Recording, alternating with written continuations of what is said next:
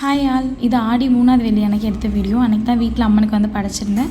முந்தின நாளில் தேவைப்படுற திங்ஸ்லாம் போய் வாங்கிட்டு வந்துட்டேன்.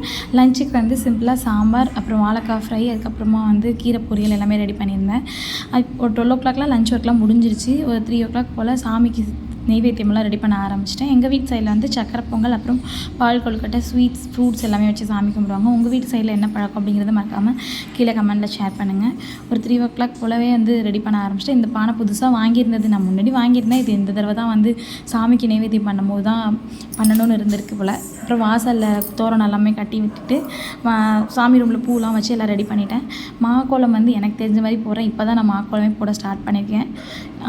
கோலம் எல்லாம் போட்டு முடிச்சுட்டு சாமிக்கு ஒரு 6 மணி போலவே நெய்வேத்தியம்லாம் வச்சு படைக்க ஆரம்பிச்சிட்டேன்.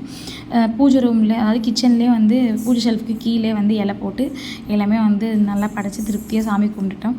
எங்களுக்கு ஆடி வெள்ளி இப்படி தான் போணுச்சு. உங்களுக்கு எப்படி போணுச்சுன்னு மறக்காமல் கமெண்ட்டில் சொல்லுங்கள். நாளைக்கு இன்னொரு வீடியோவில் பார்க்கலாம். தேங்க்ஸ் ஃபார் வாட்சிங்.